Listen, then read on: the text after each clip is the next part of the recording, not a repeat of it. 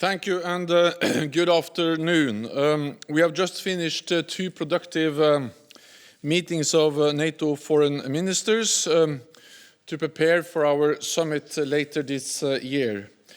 This will open a new chapter in the relationship between North America and Europe, and it is the perfect platform to set the direction for the future of our alliance.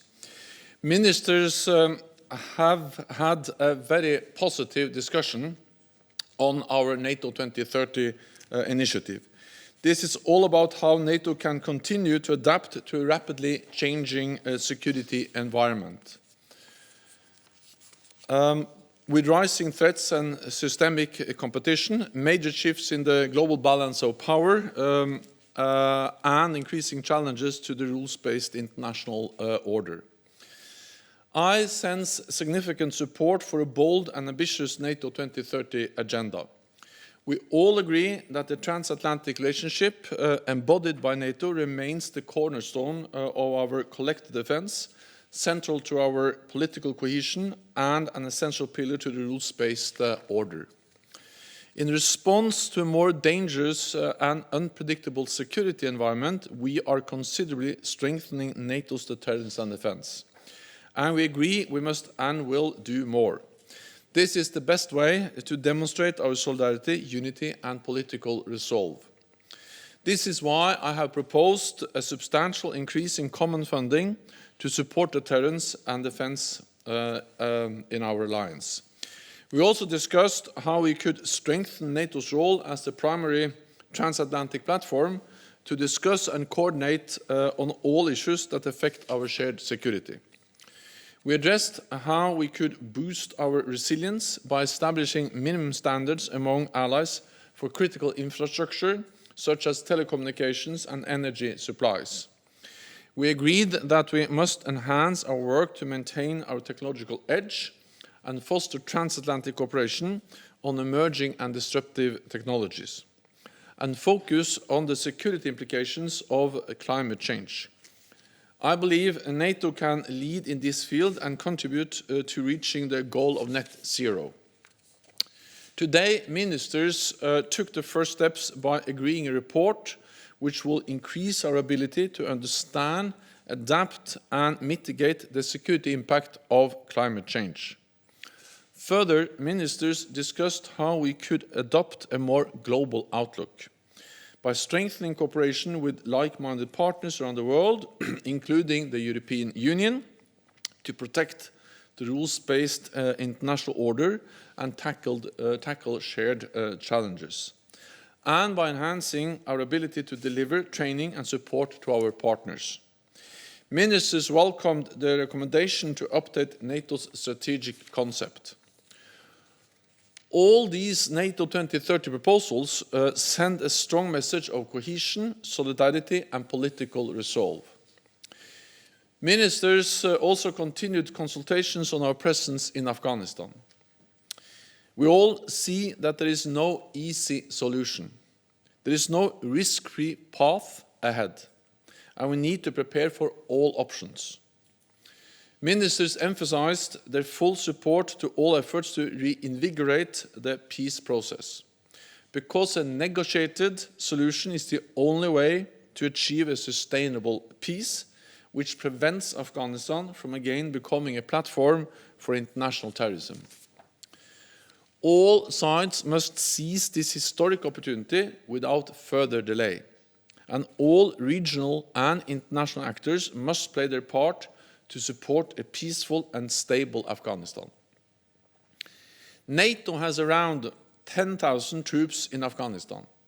The majority are from non-US allies and partners. Today, we made no final decisions on our force posture, but we are determined to take all necessary measures to keep our troops safe. We will continue to consult very closely in the days and weeks to come, and we continue to decide and act together as allies. Ministers also had an exchange on the Middle East and North Africa, including our mission in Iraq and our support for partners in the region. To build greater stability, we should reinforce our partnerships with international organizations, in particular the European Union and the United Nations. And we remain open to working with new partner countries that share our values. And with that, I'm ready to take your questions. And we'll take the first question here in the press room and the next two questions online. Please don't hesitate to put up your hands if you're in the press room to make it easier to find you. We'll start over there with NTB, Frederick, up there, please. Jonne Holst. Yeah, my question is on NATO 2030. We've now had 2 ministerial meetings and well over a month to discuss it. I'd like to know how it's evolved over that time. What are the most important things that have been added or taken away from your original suggestions?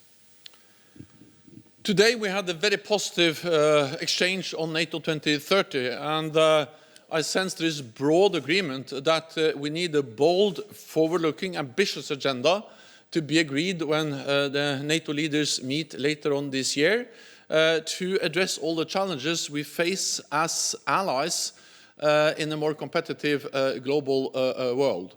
And therefore I welcome the good and constructive discussion we had today. I also welcome the message that allies support the idea that we need to address many different issues at the same time. And that's exactly what we do in the NATO 2030 initiative. This is about how to strengthen our unity with more political consultations, but also strengthening our deterrence and defense, because our unity derives from our promise to protect and defend each other. It's about broadening the security agenda, addressing issues like resilience, reliable infrastructure, telecommunications, and other critical infrastructure. It's about technology, maintaining our technological edge, and also making sure that we strengthen the cooperation within the alliance, the Transatlantic cooperation on technology. It's about taking into account the consequences of climate change for our security and make sure that NATO is responding on issues related to climate change and security. And then it is about building new partnerships with partners in our neighborhood, training, capacity building, but also building partnerships with like-minded countries. For instance, in the Asia-Pacific, Australia, New Zealand, South Korea, and Japan, they are partners, but we would like to strengthen that partnership to stand up for a rules-based order and also address the consequences of the rise of China. And there is broad recognition that if we want to do more, we also need more resources. So, of course, this is part of an ongoing process. It started at the NATO summit in London in 2019, in December. And the leaders asked me to conduct a reflection process on how to strengthen the alliance. I appointed an expert group. They have put forward their proposals. Then I have consulted with capitals, young leaders, the NATO Parliamentary Assembly, and many others. And we will continue to refine, continue to develop these proposals. But then I'm very confident that when leaders meet later this year, they will be able to agree ambitious, forward-looking proposals to future-proof our alliance and strengthen the transatlantic bond. We'll now take two questions online. The first one is from Kavian Press and Vailu Masadid. Yes, thank you very much. Secretary General, you said about Afghanistan, and as we know, Afghanistan is very important, not for today, not for tomorrow, I think forever. So there are political actors in Afghanistan who are playing a spoiler's role toward achieving peace. Do you have any message to them, especially for the President Ghani, and also why it's so tough to take decision to leave Afghanistan? And if I may add the other one, how important is it for NATO to keep up this decision or deconfliction talk between Afghanistan government, Taliban, and also US government? Thank you very much. We have now an historic opportunity to reach a political, peaceful, negotiated solution to the conflict in Afghanistan. Because we have now a peace process, peace talks, and we have also seen a renewed effort by the United States to reinvigorate those talks. And after decades of fighting violence, we are now closer to an agreement than we have been ever before. At the same time, we are all realistic, and we know that it's a hard way forward to make real progress, and we have no guarantees for that the peace talks will succeed. They are fragile, and we also see that there is a need to really make progress, and therefore I call on all sides, all parties, to negotiate in good faith, to be constructive, and that's of course for the Afghan parties, but also of course for all regional actors. They have to be supportive of this peace process. And therefore I welcome the fact that you had a very good and constructive discussion about this among the foreign ministers today. The reason why we have not made any final decision is that, of course, we would like to see, what we will decide will depend on how the peace process evolves. There will be new meetings. Also, Foreign Minister of Turkey, Mevlut Çavuşoğlu, updated us that Turkey is ready to host a meeting also to support the Afghan peace process. Allies are committed to continue to provide support for the Afghan security forces, also by financial support. We are committed to continue to provide financial support throughout 2024. And the most important thing for us now as allies is that as we move forward, we need to be coordinated, to consult closely, and to take decisions together and act together. And that was a very clear message from all of them, based on the principle in together, adjust our presence in Afghanistan together, and when the time is right, we will leave together. The next online question will be from Andrzej Matysiak from Pravda. Thank you. Thank you, Andrzej Matysiak, Slovakia, David Pravda. Mr. Secretary General, you have started your press conference today, but also yesterday, with claiming that this is an opportunity for a new chapter in transatlantic relations. But what does it mean concretely? What has to change, maybe even fundamentally change, to open a new chapter, and what will stay the same in transatlantic relations? And if I may, also a second question regarding common funding. I think that you don't have numbers who will pay for what and how much for us. I think you would appreciate it, but I don't think you have it. But can you at least evaluate a bit on a debate about the common funding? I hear that some countries are more welcoming this idea, maybe others are a bit resistant. So what was the debate about this? Thank you. The meeting today has demonstrated that we are now opening a new chapter in our transatlantic relationship embodied in NATO.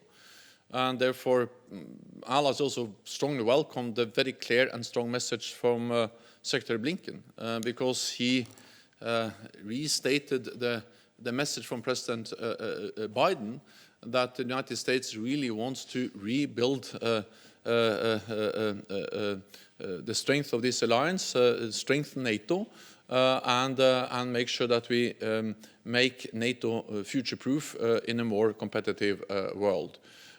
So I welcome the very clear message from Secretary Blinken, his strong commitment to NATO, and I'm certain that this commitment to NATO will not only be demonstrated in words, but also in deeds. And that's exactly what NATO 2030 is all about, is to in a way make sure that we are not only committed to protecting and defending each other and standing together as North America and Europe in NATO, but also actually are stepping up, delivering, and making concrete decisions when we meet later on this year at the level of heads of state and government. So we will the NATO 2030 proposals on resilience, on deterrence and defense, on technology, on more political consultations, on building partnerships, and many other issues.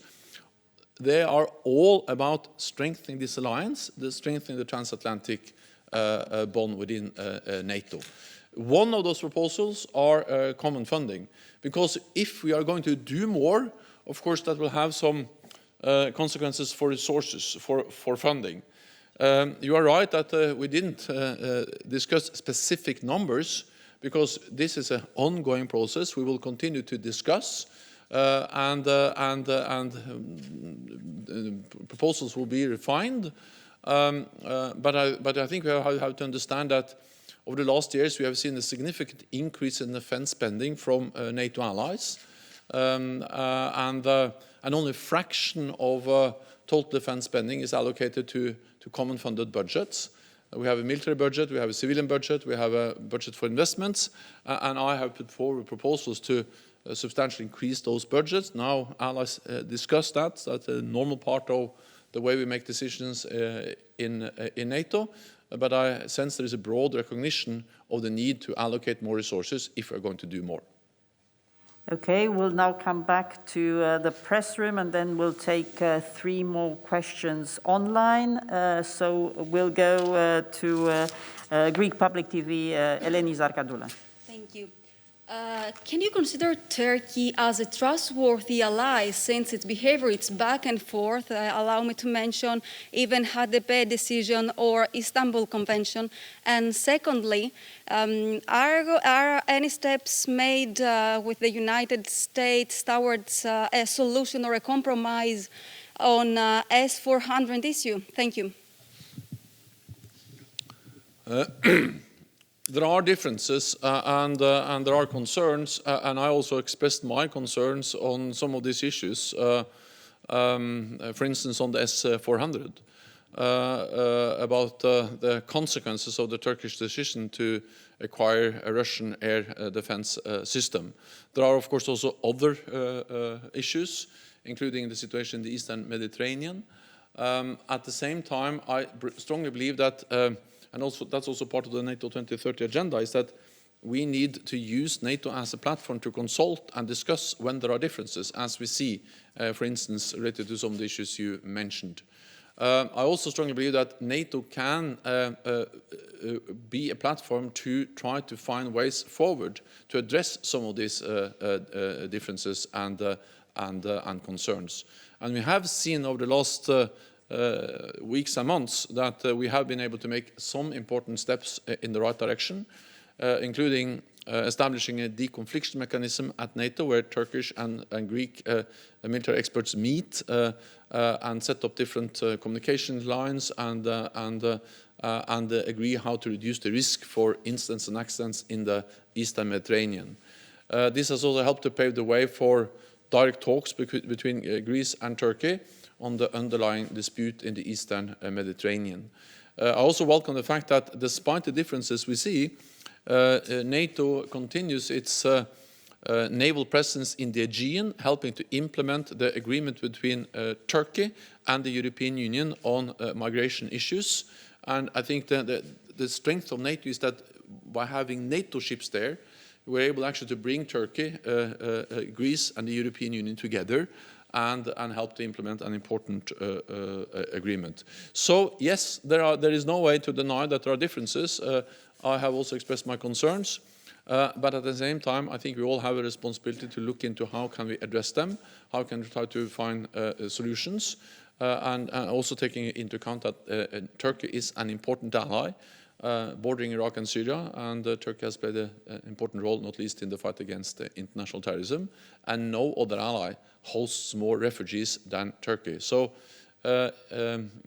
NATO is the platform to address these issues and to try to find ways to at least reduce tensions, but also sometimes be able to find solutions.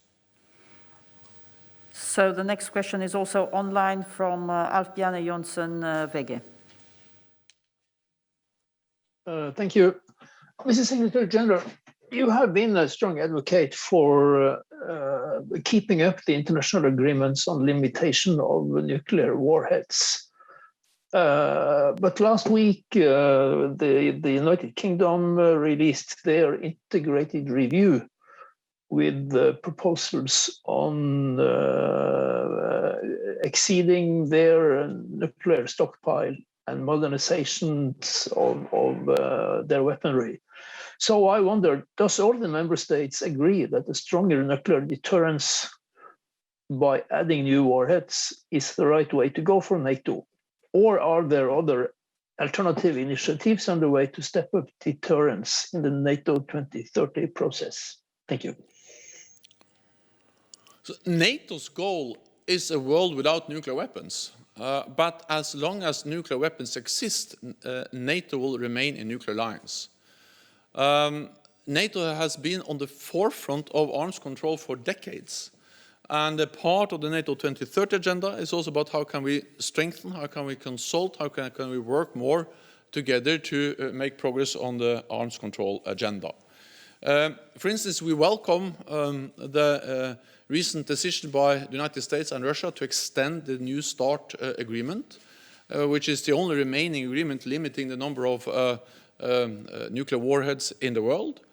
But the challenge is that we see that both Russia but also China, they are implementing substantial modernization of their nuclear arsenals, their nuclear weapon systems, with more and more advanced weapons, with weapons with a longer range, but also, for instance, here in Europe, we have seen the Russian deployment of intermediate range nuclear weapons that led to the demise of the INF Treaty. But these are weapons which can reach all European cities. They have they reduce the warning time. They are dual capables. They're hard to track also because they are mobile. And just by deploying these new weapons, Russia has partly caused the demise of the INF Treaty, but have also reduced the threshold for any use of nuclear weapons in a potential conflict. And on top of that, we see other hypersonic weapons, air and sea-launched weapons by Russia, some of them not covered by the New START treaty. And then we see a significant modernization of the Chinese nuclear arsenal, and then we see a constant threat of nuclear proliferation. And therefore, when I spoke to Prime Minister Boris Johnson yesterday, and he briefed me on the integrated review, I also spoke a few days ago with Secretary Raab, also the foreign minister, and also with Ben Wallace, the defense minister. They had the same message, that the adjustment of the UK policy on nuclear deterrence is a reflection of the increased substantial modernization of the Russian and Chinese capabilities. The answer to this is to make sure that we continue to work for arms control. And that's exactly what NATO is doing. And therefore, we strongly believe that the extension of the New START agreement should not be the end. It should be the beginning of renewed efforts to strengthen arms control, covering more weapon systems, and also at some stage get China into global arms control. The UK nuclear deterrent is an integral part of the alliance deterrence posture, and makes a substantial contribution to our collective defense. And it also demonstrates that the United Kingdom is a very important NATO ally, the second largest defense budget, investing heavily in a wide range of capabilities. And UK, the United Kingdom, is also, of course, a strong supporter of strengthening international arms control and a strong supporter of NATO being a key platform for addressing how we can make progress on arms control. We have the next question also online from Deutsche Welle, Alexandra von Namen. Thank you very much. A question on Nord Stream 2. Secretary Blinken today made it pretty clear that what the US position is on that issue, and that this position has not changed. do you think that this divisive issue could threaten NATO's unity and maybe even overshadow the new beginning or the opening of a new chapter in transatlantic relations? Thank you. There are different views within NATO on the Nord Stream 2 project. That has been the case for some years now. It's not only the United States, but also some other allies that are critical, but then other allies have a different view. So the reality is that since NATO is based on consensus, NATO as an alliance have not made a decision on Nord Stream 2. We are focused on how we can increase the diversification of supplies and address issues related to security of energy supply, but we don't have any position on Nord Stream 2. Of course, I always appreciate when allies are able to agree. At the same time, I'm also confident that NATO has proven over many years that we are able also to continue to stay committed to our core task, defend and protect each other, despite the fact that sometimes there are differences, as we see, for instance, related to the issue of Nord Stream 2. And the next question remotely, before we take another question from the press room, we'll go to Nuruddin Fridi from Al Arabiya.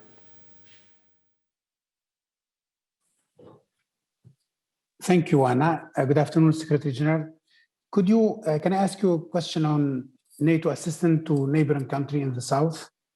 Could you elaborate on the discussion you had on the enhancing support to Iraq, Jordan, Tunisia, and under which condition NATO could now or in the future assist the new authorities in Libya, whether now or after the election, to rebuild its military, its defense and security services, mainly the defense institution. Thank you, sir. We had a very constructive discussion today about NATO's role, NATO's support to partner countries in the Middle East, in North Africa, and also, of course, our presence in Afghanistan. And many different countries, and of course, then therefore we also cannot have one size fits all. We need partnerships developed in different ways with different countries in the Middle East and North Africa region. I welcome, first of all, that we are now in the process of enhancing our presence, training mission presence in Iraq. We do that in close, of course, coordination with the Iraqi government. We do that actually based on a request from the government of Iraq, and it will be a gradual and incremental increase of the NATO presence there in full coordination with the government of Iraq. We work with countries like Jordan, Tunisia. We also had a discussion now about whether we can do more in the Sahel region, and we are following up on some decisions on how to strengthen our partnerships with countries in North Africa. On Libya, I think the main message is that we welcome the progress we have seen over the last months in the UN-led peace efforts, and all allies support those efforts. And we have been in close contact also with the UN envoy, Jan Kubis, and we support his efforts. We also support the Berlin process to try to help and support a peaceful solution to the conflict in Libya. Then NATO stands ready to provide support when it comes to capacity building and so on when the conditions on the ground permit. But it's too early to say when that will be, and I will not speculate until we have a firmer decision and we have seen that the conditions permit more NATO presence. Okay, we'll come back to the press room with Ketevan Kardava from Imedi TV. Mr. Secretary General, how NATO intends to neutralize future threats coming from Moscow, as Russia isn't going to reconsider its policy towards neighbors, including Georgia and Ukraine. And I would like to know also if ministers discussed NATO readiness to engage more in Black Sea and make partnerships deeper with aspirant countries as Ukraine and Georgia, and could we expect more help on practical level? Thank you very much. So NATO has increased its presence in the Black Sea region, and three littoral states, Turkey, Romania, and Bulgaria, are NATO members, and then two, Ukraine and Georgia, are close NATO partners. We have increased our presence on land, at sea, in the air, but we have also stepped up the cooperation with close and highly valued partners, Georgia and Ukraine. We will continue to do so, and we are looking into how we can further strengthen the partnership, both the political and the practical support. And we also welcome the fact that both Ukraine and Georgia are providing support and help to different NATO missions and operations. So the main message, and that again a part of the NATO 2030 agenda, is how can we further do more? How can we strengthen partnership with neighbors?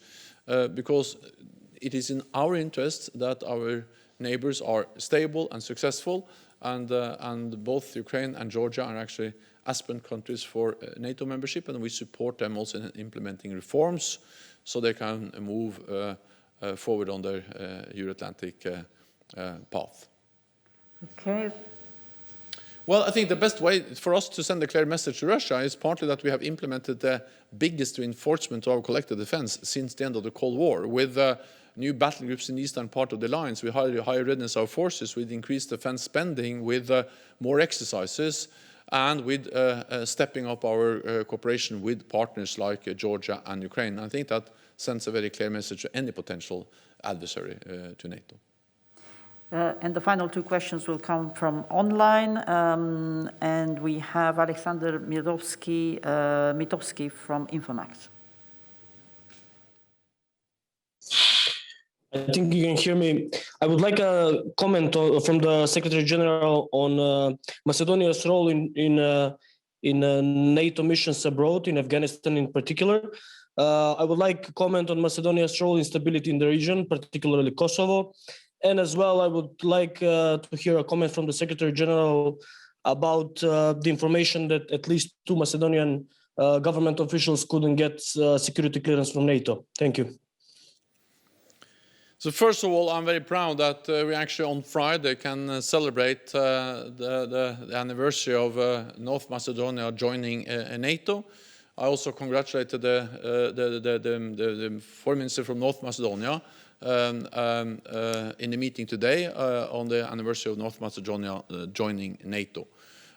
So this is good for North Macedonia. It's good for all other NATO allies, and we are also, of course, grateful for North Macedonia's contributions to NATO missions and operations, including in Afghanistan. I've met soldiers from North Macedonia, and they have demonstrated their courage, their commitment, their professionalism in the way they serve in NATO missions and operations.